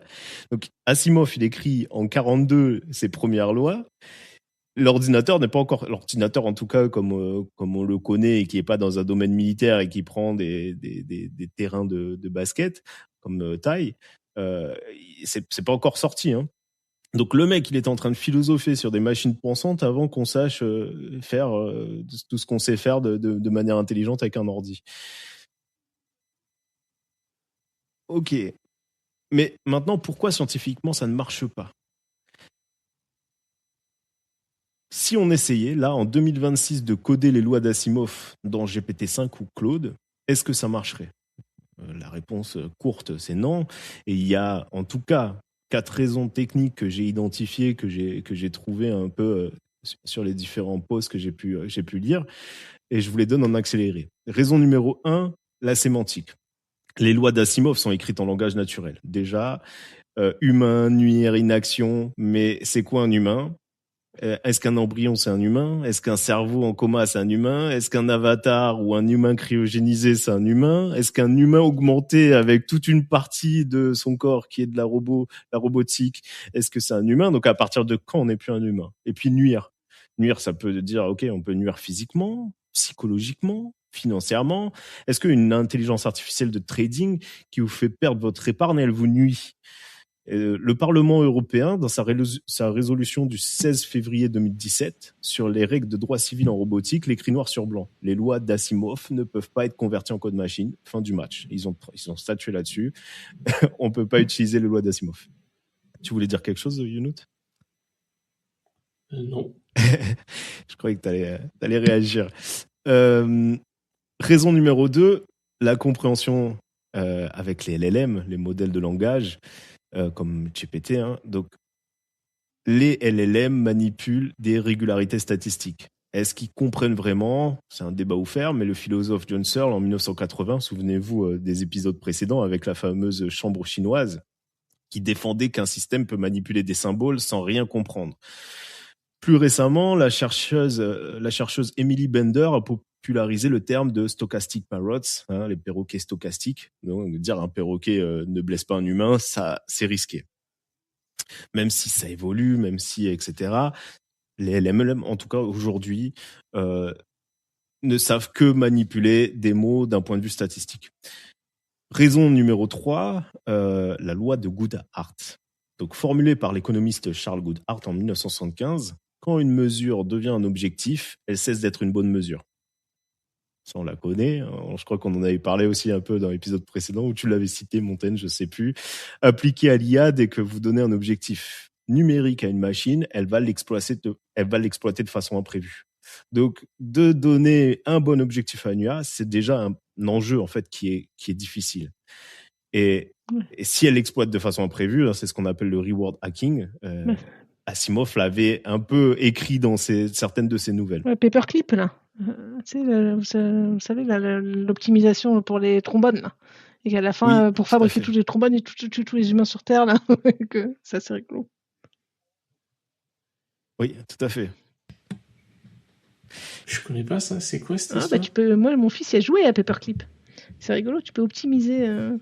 Je sais pas l'expliquer, il a regardé, mais c'était pour expliquer l'IA et savoir. Je sais pas l'expliquer. Faudrait que j'aille regarder, mais donc c'est un petit jeu web qui est sorti et qui permet de te rendre compte que à chaque fois que tu optimises, quelles sont les conséquences et l'impact de ça. Et si c'est de l'IA qui essaye d'optimiser au maximum, on arrive sur des conséquences auxquelles que nous humains on n'aurait pas envisagé. Paperclip. Paperclip. Donc c'est un petit site web. Ouais. Un petit jeu jouable dans un navigateur. Mais surtout, il y avait une vidéo YouTube qui l'expliquait qui était extraordinaire, mais je sais plus ce que c'est, moi, je peux retrouver. Ok. Bah, si jamais je vais regarder ça. Tu nous la mettras en commentaire si tu la retrouves, Montaigne, de LinkedIn. Merci. Raison numéro 4, les dilemmes. Le trolley problème, le dilemme du tramway, reformulé par le philosophe Philippe Afout en 1967. Donc le fameux femme enceinte ou pas femme enceinte. Un tramway va écraser 5 personnes, vous pouvez le dévier pour n'en écraser qu'une seule, que faites-vous ? Et aujourd'hui, ça, c'est plus un exercice de philo. D'ailleurs, quand vous regardez Tesla, Waymo, toutes les voitures autonomes, leurs spécifications de sécurité doivent prendre en compte ça. Et comment pondérer le risque pour le piéton versus le passager ? Et je pense pas qu'il y a quelqu'un qui a écrit if kill one, else kill five, quoi. Donc soyons clairs. Ouais, Younout. C'est surtout, il y a aussi un truc commercial là-dedans. C'est que ils vont toujours dire qu'ils vont sauver le conducteur. Ah oui. Moi, je paye pas pour une voiture qui me tue pour sauver quelqu'un d'autre, tu vois. Enfin, je suis altruiste, mais jusqu'à un point, tu vois. Ouais, et c'est là qu'on en revient enfin, moi, je pensais au random. Je sais pas ce qui a été appliqué d'ailleurs dans les Tesla aujourd'hui ou autres voitures autonomes, mais c'est pour ça que là, je voyais sur le random, quoi. Parce que on a tranché sur le problème de la responsabilité, constructeur, celui qui fait l'algo d'IA, le conducteur. Je crois que c'est le conducteur aujourd'hui, parce que de toute façon, on n'est pas au niveau 5, donc... Il y a des endroits où ils sont niveau 5. Ah ouais, il y a des endroits. Et tu sais, c'est qui Niveau 5 aux États-Unis et dans certaines zones. Aux États-Unis, typiquement, il y a des endroits où il y a des taxis qui ont pas de conducteur.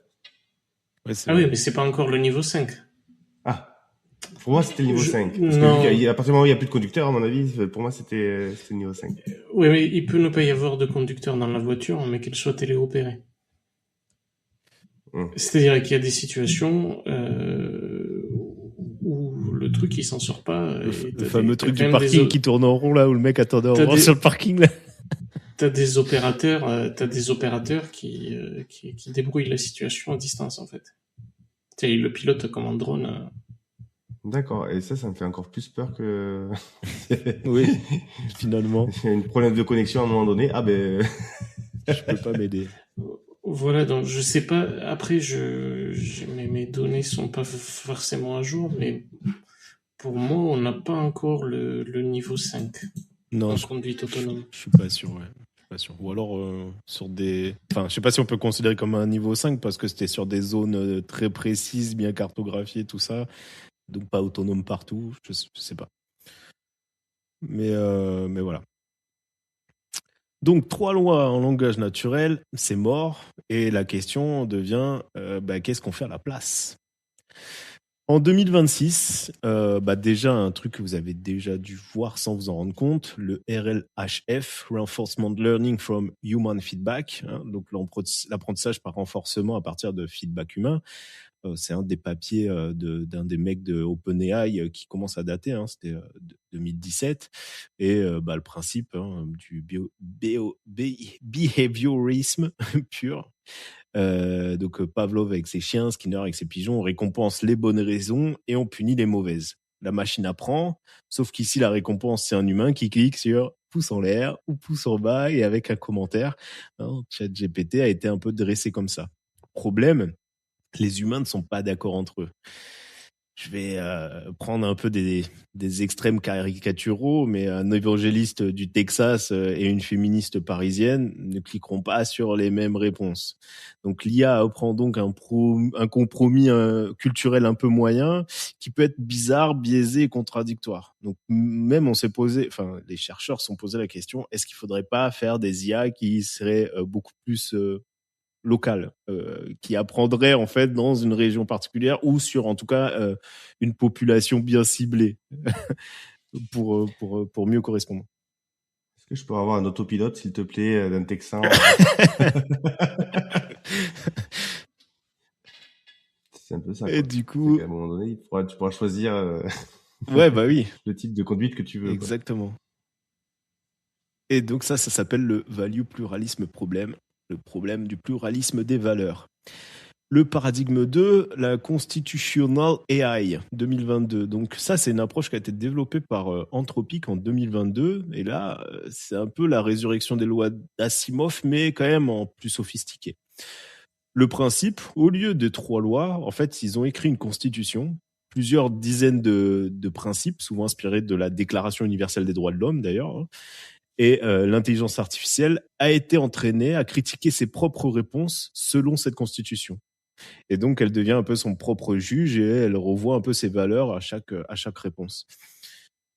Donc, c'est herméneutique, interprété. L'IA interprète des principes comme un juge interprète les lois. Mais ce sont des soft constraints, donc des contraintes souples, pas du hard coding. Donc, l'IA, elle est plutôt encouragée, mais elle n'est pas forcée à respecter ces règles. Elle peut violer un principe si elle pense entre guillemets, que c'est justifié. Donc, ça rappelle un peu la loi 0 d'Asimov, même structure logique exactement. Paradigme 3, la régulation qui date de 2024, c'est... D'ailleurs, l'Europe qui prend une position de pionnier un peu réglementaire avec le EU AI Act, entré en vigueur le 1er août 2024, qui prévoit un déploiement progressif jusqu'à 2027. Et là, changement complet de philosophie. Au lieu de demander à la machine d'être morale, on demande à l'entreprise d'être responsable. C'est du droit, c'est pas de la technique. Donc 4 niveaux de risque qu'ils ont établis, un risque inacceptable. Ok, toutes les IA qui sont interdites, comme le social scoring façon chinoise. Le risque élevé, Donc là, ça doit être audité, comme dans le médical, le recrutement et la justice. Les IA qui seront dites limitées, il y aura une transparence qui sera obligatoire, mais par contre, le risque est limité. Et le risque minimal, où l'impact est tellement jugé petit qu'il y a rien besoin de faire. C'est un peu le retour du Léviathan de Hobbes, si vous voulez. C'est un peu l'État comme un régulateur ultime. On sort du fantasme un peu libertarien de la Silicon Valley, move fast and break things, pour revenir un peu à du droit classique, quoi, du droit continental classique. Je sais pas d'ailleurs, Montaigne, toi, tu as regardé un peu le AI Act? Ouais, un peu. Oui, oui. Quelque chose? Ouais. Il y a des choses un peu appliquées obligatoirement dès maintenant dans le monde du médical, là? En fait, on a droit à un nombrable. Donc, si on sort quelque chose maintenant qui est médical, qui est dit medical device, etc., on doit l'appliquer à partir de, c'est juin ou juillet, la deadline, hein, juillet, je crois, 2026. Par contre, pour tout ce qui est existant, on a jusqu'à 2027 pour respecter la réglementation. D'accord. Et t'as un retour là-dessus ou c'est tout le côté. Il va falloir que l'IA soit explicable, traçable, validée quand même. En tout cas, moi, l'approche que je vois, c'est que le plus simple, c'est de se dire qu'il y a toujours une validation par un humain, quoi qu'il se passe, pour essayer d'avoir des garde-fous et être sûr qu'on est bon et que ça réponde aussi à la réglementation, quoi. Ok, merci.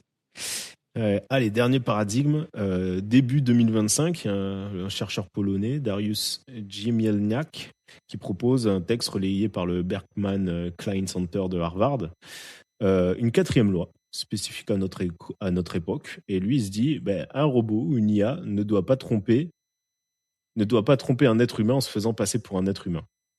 Et il pensait un peu à tout ce qui était deepfake, aux voix clonées en 3 secondes, GPT 4.5 qui réussit certaines variantes de Turing 2025, on va dire, au faux profil LinkedIn, voilà, et à ce que je décrivais un peu en ouverture avec le message vocaux de la fille qui n'est pas votre fille.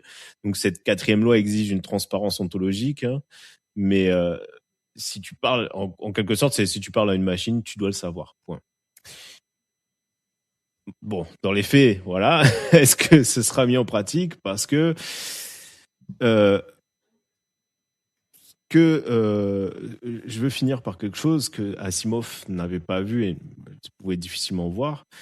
Personne ne peut pas tout prévoir, même les génies en l'occurrence. Dans son univers, l'entreprise qui fabrique les robots, par exemple US Robot and Mechanical Man, il construit des robots sûrs parce qu'en fait, des robots dangereux, dans ces histoires, en fait, ça se vendait pas. Ça ne pourrait pas se vendre.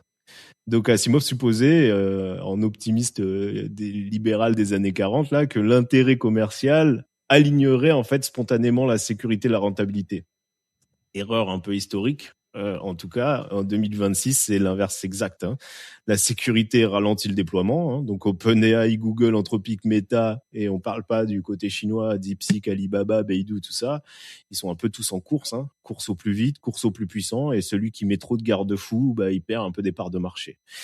C'est du Clausewitz, hein, appliqué à l'IA. La guerre pousse à l'extrême.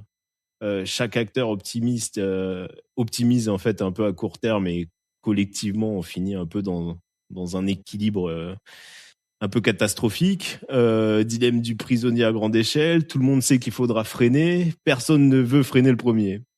Ça c'est un peu le problème. Et ça, ce n'est pas un problème de machine, c'est plutôt un problème d'humain. Et c'est un problème d'incitation économique. Hein. Les machines, elles font ce qu'on leur demande et ce sont plutôt les structures du marché qu'il faut réguler, pas les algorithmes, en tout cas, selon mon point de vue. Alors, qu'est-ce qu'on retient plus de 80 ans après Asimov? On retient qu'il avait génialement raison sur le problème. Il a posé en 42 la question qui obsède l'humanité en 2026. Comment faire en sorte qu'une intelligence non humaine agisse en accord avec les valeurs humaines? On retient qu'il avait aussi raison sur l'échec de sa propre solution. 3 règles qu'il avait fixées par la 4e, ça ne suffit pas. Il les a démontrées lui-même pendant 40 ans d'écriture de nouvelles, qui sont que des contre-exemples de ces lois. Et on retient surtout que Asimov, peut-être, il avait une vision qui était plus grande que ce que lui pensait même à l'époque, quoi.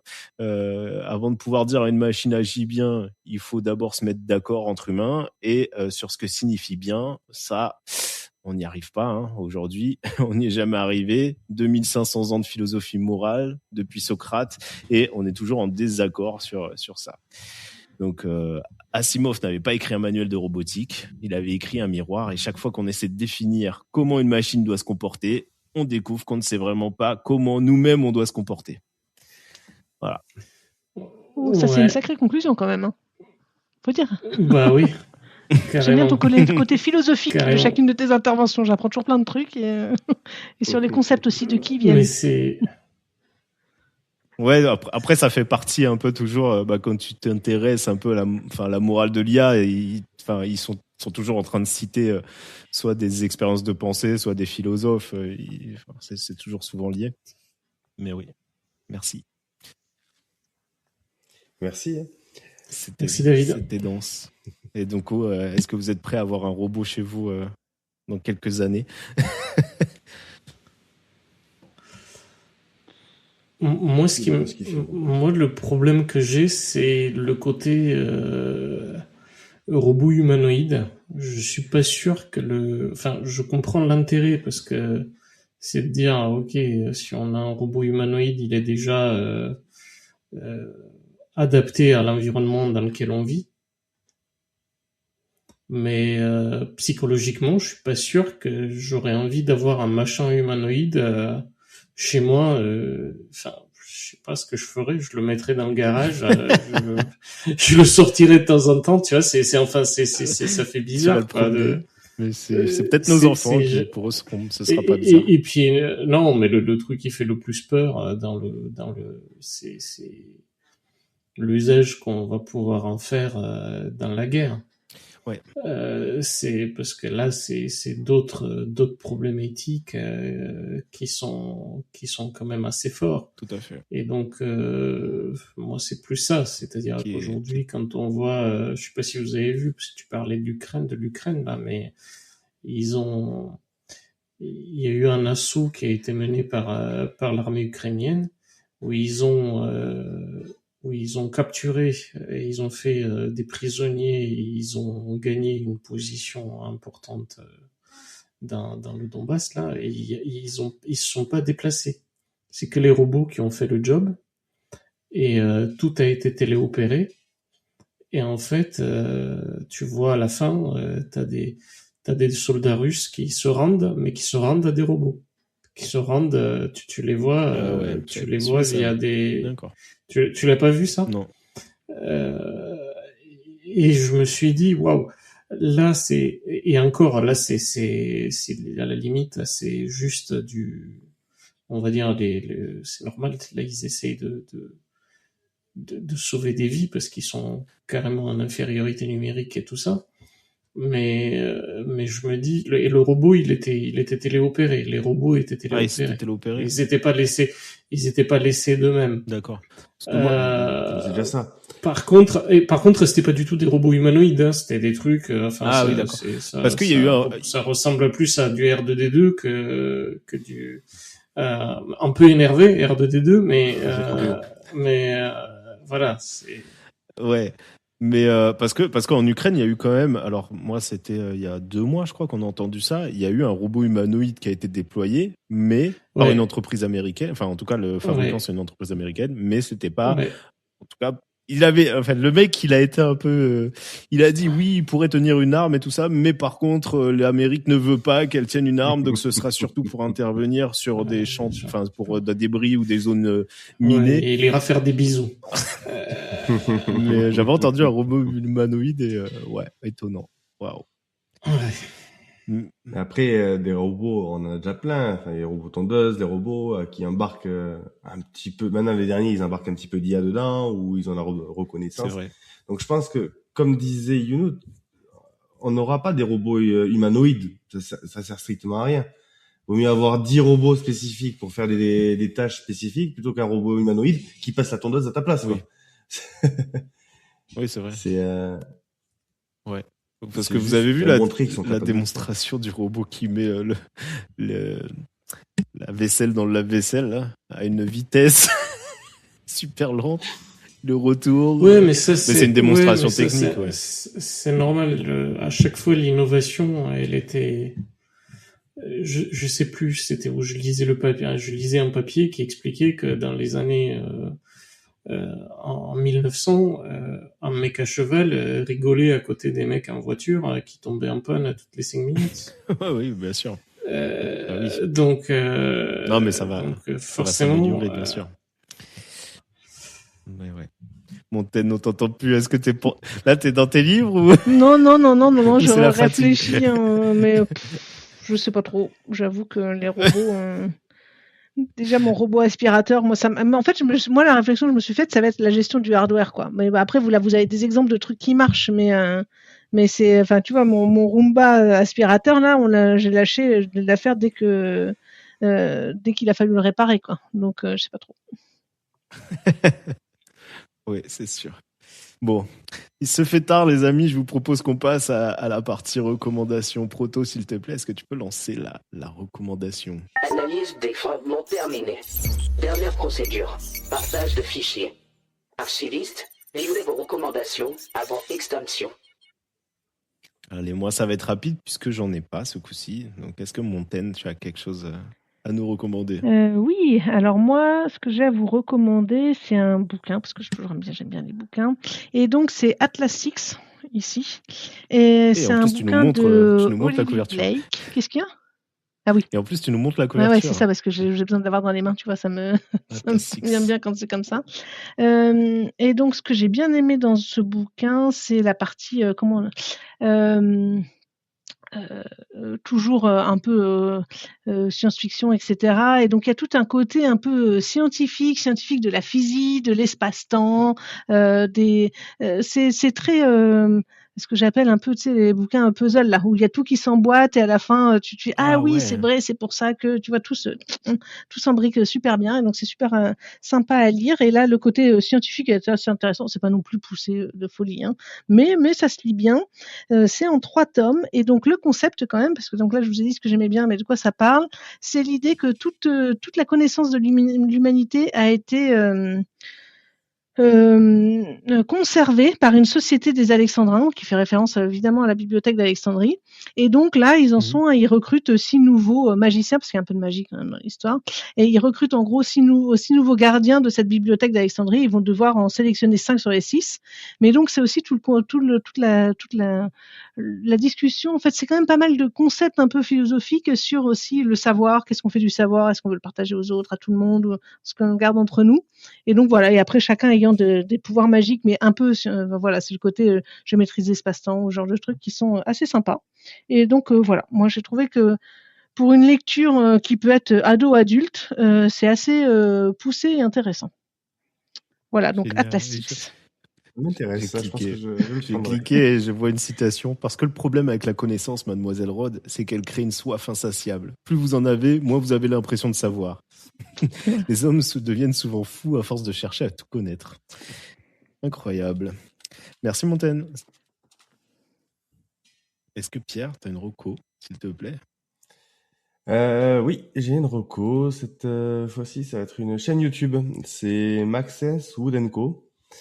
Alors lui, c'est un passionné de menuiserie qui explique comment il fait, ses interrogations et ainsi de suite. Donc, ça vient du fait que déjà j'aime bien la menuiserie aussi. Et donc en regardant ça, c'est on apprend énormément de choses. Il montre beaucoup aussi ses erreurs. Et donc du coup, on apprend encore plus grâce à ça. Et c'est des petites vidéos entre 5 et 20 minutes, quoi. Tout dépend ce qu'il montre. Et c'est extrêmement apaisant. C'est-à-dire que regarder ça le soir, à la place d'une série Netflix, c'est génial. Et même ma femme, qui est pas forcément dans le bricolage, elle dit mais c'est super agréable de le voir. Il a une petite voix. Enfin c'est très génial. Donc je recommande. Est-ce que tu peux rappeler son nom, s'il te plaît, et l'épeler? Maxence Wood & Co. Wood & Co. Ok.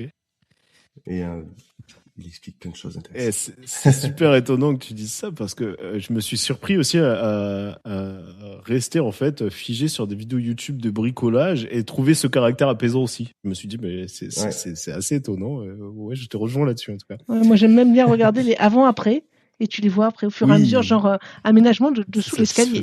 Ah ouais, c'est trop bien. Puis tu le regardes fabriquer tous ces trucs là, tu fais ok. On a presque la satisfaction de l'avoir fait soi-même, sauf qu'on l'a regardé. Hey Younout, est-ce que tu as une recommandation? Merci Pierre. Oui, mais je vais rester sur les chaînes YouTube aussi. Mais là, je reste dans mon domaine de prédilection. C'est une chaîne sur laquelle je suis tombé récemment, d'un jeune ancien de chez Instagram, qui s'appelle Ryan Peterman. Donc la chaîne, c'est Peterman Pod, voilà. Donc en fait, le truc, donc c'est sur sa page, il a quand même il interviewe 3 prix Turing. Ce qui est, bon, certes, c'est plus facile quand t'es aux États-Unis, mais quand même. Donc en fait, il a Barbara Liskov, que les développeurs connaissent au moins par le côté, par le principe de substitution de Liskov, c'est le L du solide. Le deuxième, c'est le père de PostgreSQL, Stonebraker, qui est que je connaissais pas, enfin je connaissais de nom, et c'est un vrai personnage. Il est assez marrant, assez tranché aussi quand même. Faut dire qu'il y a pas beaucoup de gens qui arrivent à démontrer que Google fait des trucs idiots, donc c'est intéressant. Enfin en tout cas que ça leur arrive. Et Leslie Lamport, qui est un des c'est pareil, c'est un autre prix Turing, un pop des systèmes répartis. Voilà, donc c'est vraiment voilà. Et puis il a plein d'interviews intéressantes sur cette chaîne. Ok. Mais tu nous rappelles le nom, s'il te plaît? J'ai oublié. C'est Ryan Peterman. Ryan Peterman, merci. Eh bien, merci les amis, on arrive au bout. Encore une fois, un long épisode, et super intéressant. En tout cas, moi, j'ai trouvé super intéressant. Un plaisir d'être avec vous, et puis on se retrouve très vite. Est-ce qu'il y a un mot de la fin? Est-ce que quelqu'un veut dire quelque chose ou... Bye. Ouais. Bonne soirée. À la prochaine. Ciao, ciao. Il faudra le prévoir pour la prochaine fois. Cela est le mot de la fin. On peut le prévoir pour la prochaine fois. À la un petit mot de la fin et surtout Younout qui se déconnecte pas trop vite. S'il te plaît, j'envoie le final cut. Les fichiers sont enregistrés. Section de décryptage terminée. L'accès au système 42 est suspendu.